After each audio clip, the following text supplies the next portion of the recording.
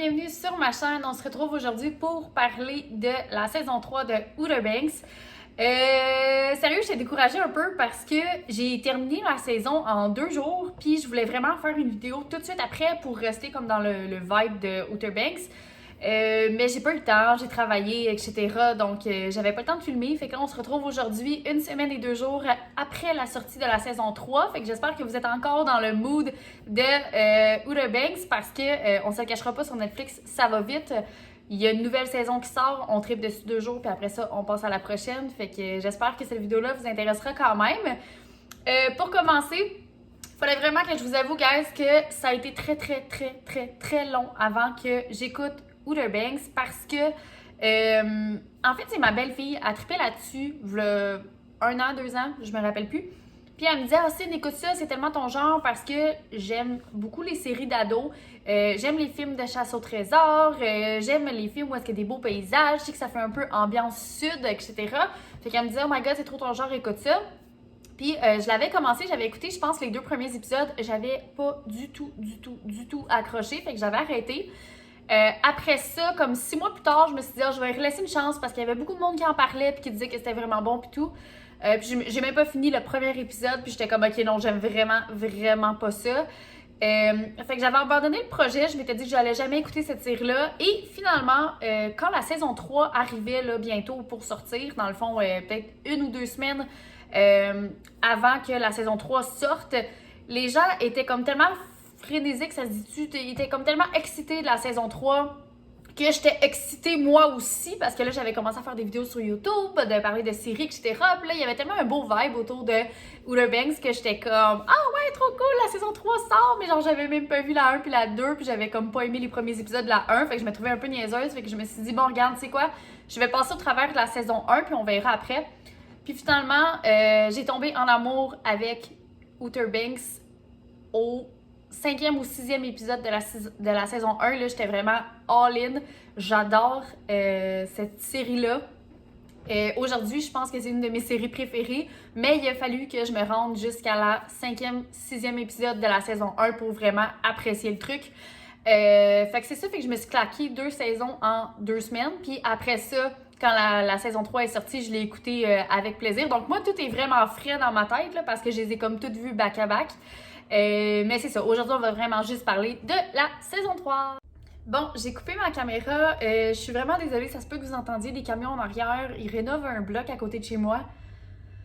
Puis il n'y a pas moyen que je coupe le bruit, c'est ça, puis c'est le seul temps que j'ai pour filmer, donc vous allez entendre des bruits de camions en arrière, je suis désolée.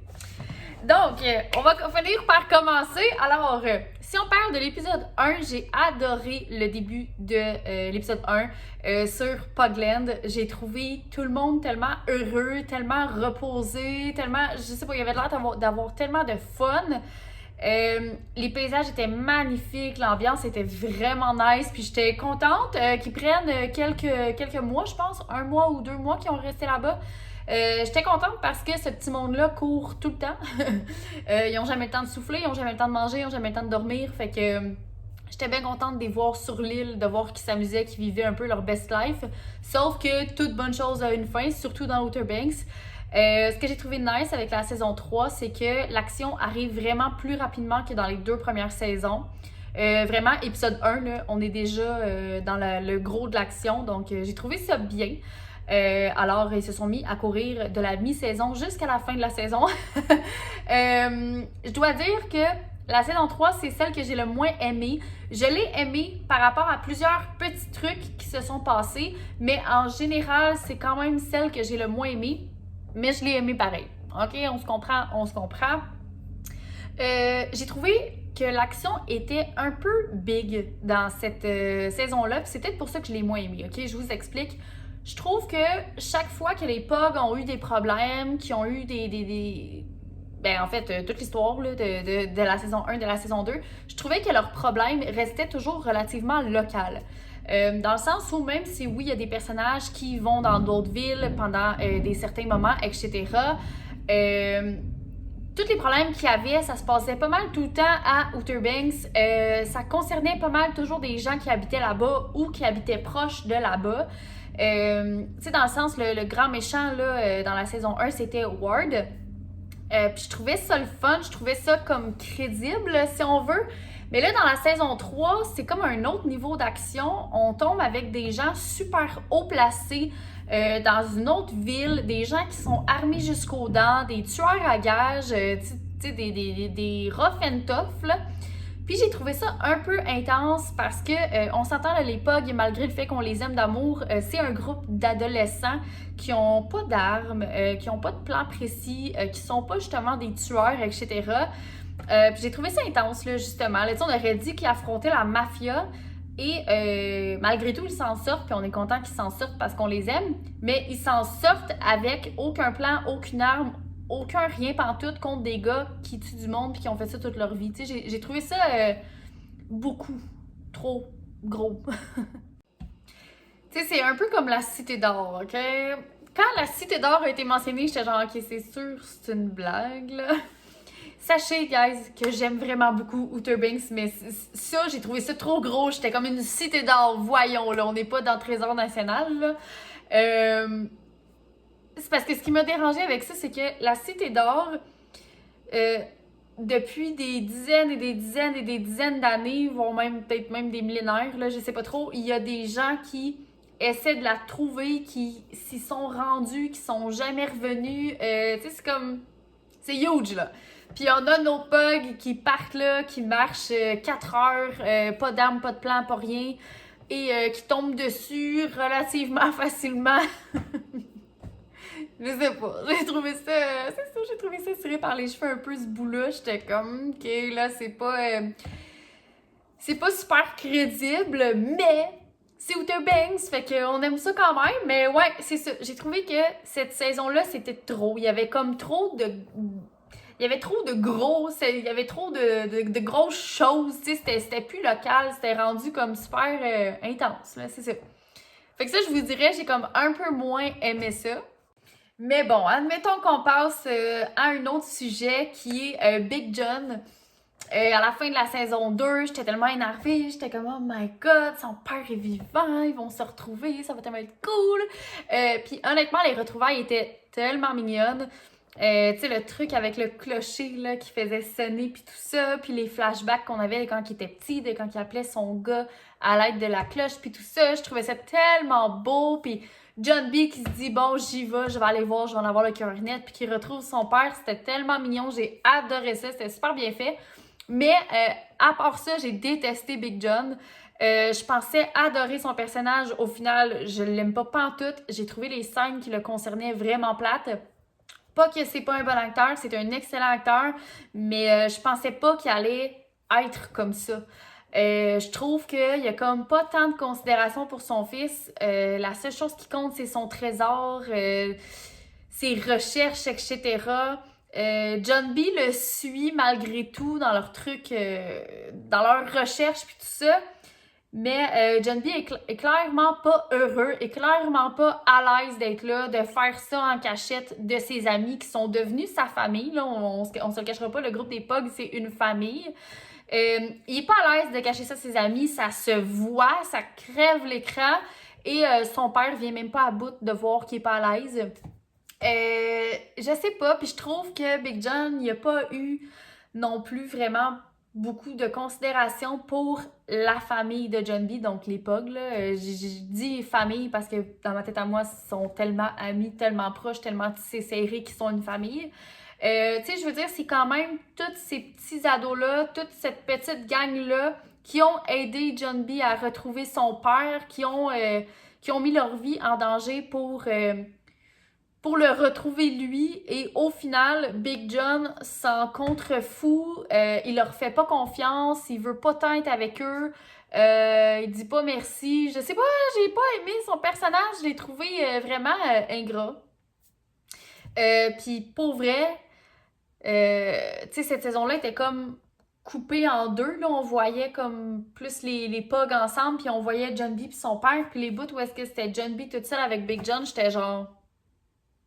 C'était plate, là. J'aimais pas ça, écouter ces bouts-là. J'étais genre, ah, encore eux, tu sais. Mais pas à cause de John B, vraiment à cause de son père, puis de l'ambiance, là, qu'il y avait quand c'était leur scène à eux. Je sais pas, j'aimais pas ça.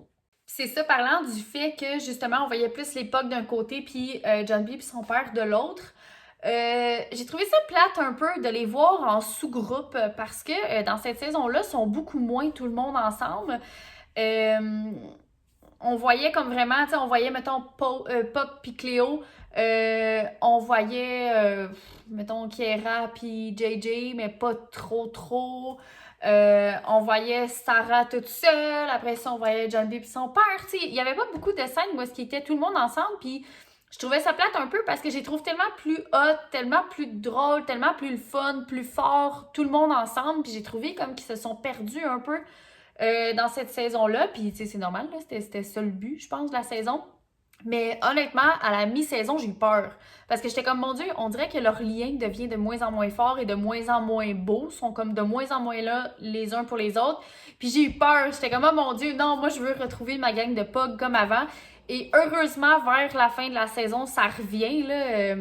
Fait que j'étais contente, mais ouais, j'ai eu peur. J'ai eu peur parce que c'est ça l'essence d'Outer Banks. C'est un petit groupe de personnes qui ont pas grand-chose dans la vie puis qui sont tout le temps là les uns pour les autres. Puis c'est ça qu'on aime de cette série-là. En tout cas, moi, c'est ça que j'aime de cette série-là. Fait que, ouais, j'ai vraiment eu peur, mais une chance, ça s'est réglé. Mais je sais pas, j'ai moins aimé ça dans la saison 3 parce que justement, il était moins teamwork, genre. Ok, si on parle un peu du personnage de Ward, je l'ai trouvé spécial en esti. Je suis désolée pour le sac, je commence à être à l'aise sur ma chaîne.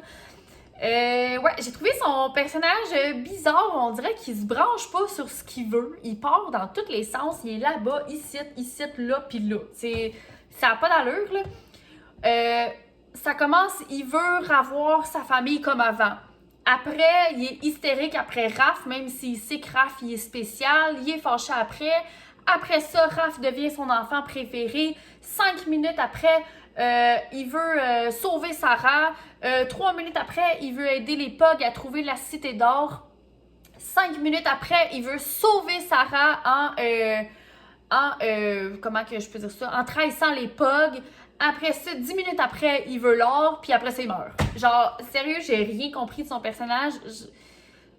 Je l'ai trouvé inutile, honnêtement. C'est méchant, mais j'ai trouvé son personnage vraiment inutile. J'ai trouvé que sa résurrection servait à fuck all. Dans le sens où je pense qu'on a fait le tour avec Ward.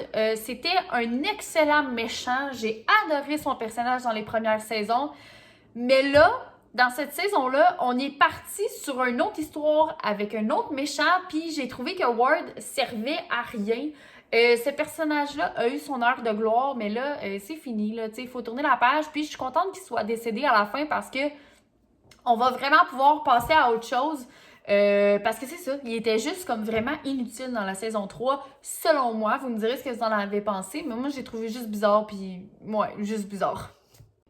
Si on parle un peu du personnage de Raph, parce que je trouve que Raph va avec Ward, je l'ai trouvé beaucoup plus pertinent dans la saison 3, je l'ai trouvé beaucoup plus intéressant, malgré le fait que c'est toujours un méchant, c'est un excellent méchant, son jeu d'acteur est incroyable, il a toujours l'air d'un gars ultra perturbé. J'aime beaucoup l'interprétation de l'acteur vis-à-vis le personnage de Raph. C'est ça, je l'ai trouvé moins fucké que dans la saison 1 et 2, désolée pour l'expression, mais je trouvais qu'il était comme un peu inutile dans les autres saisons. C'était juste un gars comme qui attirait beaucoup, qui avait beaucoup de problèmes, qui savait pas trop comment gérer, il était comme, c'est ça, là, c'était le fils un peu perdu qui essayait juste d'avoir l'amour de son père et qui scrapait tout ce qu'il faisait. Là, dans la saison 3, comme je vous dis, j'ai trouvé plus pertinent dans le sens qu'il devient vraiment un bon méchant. Je sais pas trop si vous comprenez ce que je veux dire. Je trouve que là, tu sais, il y a des bonnes ressources puis tout ça. Fait que, je sais pas, son personnage est comme un petit cran au-dessus. J'ai trouvé le jeu de l'acteur aussi un petit cran au-dessus encore une fois. La seule chose que je comprends pas autour du personnage de Raph, c'est tout l'amour qu'il reçoit sur les réseaux sociaux. Là, soyez sans crainte, je suis d'accord avec cet amour parce que c'est vrai, le gars, c'est un très bon acteur. On déteste Raph et c'est ça le but de l'émission. Mais je vois aussi qu'il y a beaucoup de gens qui trippent réellement sur Raph, sur le personnage de Raph et non l'acteur. Que vraiment, le Raph, c'est leur préféré dans la série. Je comprends pas, je sais pas pourquoi, parce que pourtant, c'est un gars qui tue d'autres gens, qui est prêt à sacrifier absolument tout le monde pour avoir ce qu'il veut. Fait que j'ai pas compris ce bout-là. Mais sinon, ouais, j'ai trouvé son personnage super pertinent et je suis certaine qu'il va être un excellent méchant dans la saison 4. J'ai bien hâte de voir qu'est-ce qui va se passer avec son personnage, mais je suis sûre qu'il va nous épater. Bon, fait que là, je vais procéder par couple. Je vais parler de John-B, de Sarah, de Kiera et JJ et de Pop et Cléo. Pour ce qui est de John B et de Sarah, je sais pas si c'est moi, mais j'ai trouvé leur jeu d'acteur beaucoup moins bon que dans les 2 premières saisons. Je les ai trouvés un peu plus fades. C'est sûr que leurs personnages sont beaucoup plus tristes dans cette saison-là. Je sais pas si c'est ça qui a empiété sur mon opinion, mais je sais pas, j'ai trouvé leur interprétation un petit peu moins bonne. Le personnage de John B en a vécu beaucoup dans la saison 3. Sarah qui le trompe, son père qui s'en fout, sa maison qui brûle et son père qui remeurt. C'était une énorme saison pour ce personnage-là. Je l'ai trouvé très très triste. Puis malheureusement, toute cette tristesse-là est venue avec le fait que j'ai trouvé son personnage un peu fade. Je sais pas si c'est réellement le jeu de l'acteur que j'ai trouvé fade ou ce qu'ils lui ont donné comme matière à travailler dans cette saison-là. Là, je sais pas. Même chose pour Sarah. Au niveau du personnage, je l'ai trouvé super éparpillé. J'ai trouvé qu'elle prenait des mauvaises décisions. Puis au niveau de l'actrice, elle aussi, j'ai trouvé son jeu un peu fade. Malheureusement, j'aime un petit peu moins le couple John B. Sarah. Je trouve que la petite magie a disparu un petit peu. J'espère que ça va revenir dans la saison 4, mais pour l'instant, c'est ça qui est ça. Pour le couple JJ et Kiera, JJ étant mon préféré. Pourquoi c'est mon préféré? Parce que je trouve que c'est le personnage le plus loyal. Je sais pas, je le trouve tellement gentil malgré toute la merde qu'il a vécue. Il y a des belles valeurs. D'habitude, quand tu vis autant de choses tristes, t'es pas aussi positif que JJ, donc je l'aime pour ça. J'ai beaucoup aimé qu'on voit un petit peu plus de lui. On en voyait déjà beaucoup dans la saison 1 puis dans la saison 2, mais là, on a vraiment vu comment lui se voyait. J'ai trouvé ça tellement triste. Là, je parle entre autres de la scène où est-ce qu'ils sont dehors, où est-ce que lui et Kiera sont dehors à côté de sa moto, là, puis qu'il dit que justement, là, il n'y a pas d'avenir, etc. J'ai trouvé ça tellement triste, mais c'était une très, très belle scène. J'ai adoré ça. Pour Kiera, j'ai adoré son personnage dans la saison 1 et dans la saison 2. J'étais pas certaine de l'aimer. Puis finalement, dans la saison 3, je trouve qu'elle s'est vraiment révélée. Je l'ai trouvée tellement plus mature, tellement plus femme, tellement plus badass. Je sais pas, j'ai adoré le personnage de Kiera dans la saison 3. J'ai aussi beaucoup aimé le fait qu'ils sont devenus un couple, malgré le fait que je trouve que c'est sorti un peu de out of nowhere.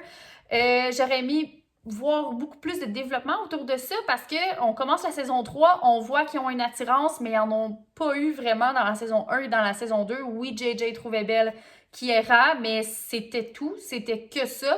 Fait que j'ai trouvé que ça sortait un peu de nulle part. J'aurais aimé voir plus d'eux, mais j'étais quand même contente là, de la fameuse scène de bisous. Puis évidemment, depuis le début de la saison 3, on se doutait qu'ils allaient s'embrasser, qu'ils allaient finir ensemble dans cette saison-là. Puis à toutes les fois qu'il y avait une scène où est-ce qu'ils étaient ensemble, comme par exemple, là, je fais référence à la scène où est-ce que JJ laisse aller sa moto en bas du pont, puis que Kiera est tombée vraiment en état d'hystérie, je me disais, ça y est, c'est là, ça va se passer là, ils vont s'embrasser, yahoo! Puis finalement, c'était jamais là. Je trouvais que c'était long là, avant que ça arrive, mais finalement, la scène était super mignonne et je suis vraiment contente parce que je trouve qu'ils vont super bien ensemble, mais c'est ça, j'aurais aimé voir un petit peu plus de développement. Pour ce qui est de Pop et Cléo, 2 personnages que j'aime beaucoup. Par contre, je dois vous dire que dans la saison 2, j'avais un peu moins aimé Pop. Je l'ai trouvé bizarre, j'ai trouvé que sa personnalité, elle avait changé un peu. J'ai trouvé, c'est pas intense un peu. Mais heureusement, on l'a retrouvé dans la saison 3. Du moins, moi, j'ai retrouvé le Pop que j'aimais dans la saison 3. Donc, j'étais vraiment, vraiment contente. C'est un excellent acteur. Il joue très bien. J'adore son personnage. J'ai vraiment rien de plus à dire sur Pop. Pour ce qui est de Cléo, personnage que j'adore également, mais que j'ai trouvé vraiment beaucoup ramolli dans la saison 3. Quand on a connu Cléo, c'était une fille qui avait de la fougue, elle avait du caractère, elle était intense, elle était limite un peu vulgaire. Je l'aimais beaucoup pour ça. Et c'est ça, je trouve que ça s'est ramolli un peu dans la saison 3, mais je pense aussi qu'à quelque part, c'est normal parce que elle a trouvé une place où elle se sent bien, où elle peut habiter. Elle s'est fait un groupe d'amis. Elle est même tombée amoureuse. Fait que je pense que c'est normal que dans ces moments-là, notre caractère s'amollisse un peu. Mais j'aimais bien l'ancienne Cléo. Donc, j'aimerais ça que dans la saison 4, on la retrouve un peu plus, je sais pas, plus intense. Donc, voilà. C'est pas mal ça, les amis, qui fait le tour de ce que j'ai pensé de la saison 3. Je sais pas vous ce que vous avez pensé. Vous pouvez me laisser des commentaires pour qu'on en discute ensemble. J'ai aimé la saison 3, mais malheureusement, ça n'a pas été ma préférée. J'ai aimé ça parce que c'était Outer Banks et que j'adore cette série-là. Mais c'est la saison que j'ai le moins aimée jusqu'à présent. Par contre, j'ai aimé le fait que le dernier épisode dure 1h20. C'était comme écouter un film, donc c'était très très cool. J'ai bien aimé aussi la petite intrigue de la fin. Ben, en fait, j'ai aimé qu'on voit 18 mois plus tard où est-ce que les personnages étaient rendus et tout ça. J'ai aimé la petite intrigue de la fin, même si ça nous laissait pas sur un méga suspense, ça nous laissait juste sur une ouverture qui allait avoir une saison 4. J'ai trouvé ça drôle d'ailleurs, là, qui parle de Barbe Noire. J'étais comme, oh mon Dieu, est-ce qu'ils vont tomber sur Jack Sparrow? Mais, mais c'est ça, au moins on sait qu'il y a une suite. De toute façon, ça avait déjà été annoncé par Netflix qu'il allait avoir une suite. Donc, on est très contents. Et puis, c'est pas mal ça qui fait le tour de ma vidéo, guys. Donc, je vous laisse. J'espère que vous avez apprécié. Si vous avez apprécié, n'hésitez pas à liker la vidéo, à la commenter et à vous abonner, s'il vous plaît. Donc, voilà. À la prochaine. Bye.